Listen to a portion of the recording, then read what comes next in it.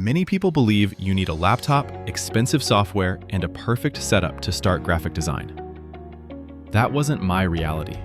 I started graphic design with just my phone. No laptop, no paid tools, no experience. In this video, I'll explain exactly how I started, the apps I used, the mistakes I made, and what I would do differently if I were starting today. Why I started. I didn't start graphic design because it was popular. I started because I needed a skill I could learn on my own, a skill I could grow with, and eventually, a skill that could create opportunities. At that time, all I had was my phone. So instead of waiting for better tools, I started with what I already had. That decision changed everything. The myth I had to unlearn. There's a common myth beginners believe, that tools are what make you good at design. They don't. Understanding design does.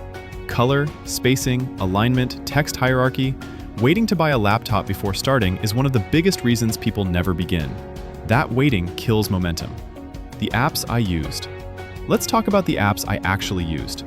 The first was Canva. It was beginner-friendly, and that made learning less intimidating.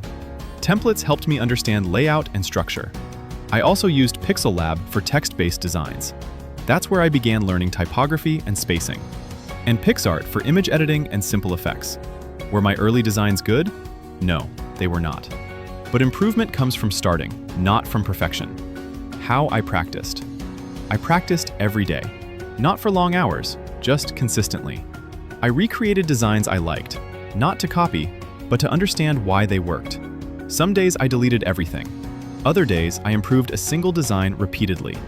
That repetition is what builds real skill. Mistakes I made. I made a lot of mistakes.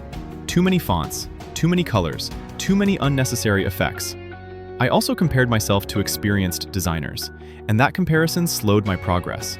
If you're starting out, your goal is not perfection. Your goal is progress. When things changed. Over time, something shifted. My designs became cleaner, more intentional. People started noticing my work, not because I was exceptional, but because I stayed consistent. Skill compounds. What I do differently today.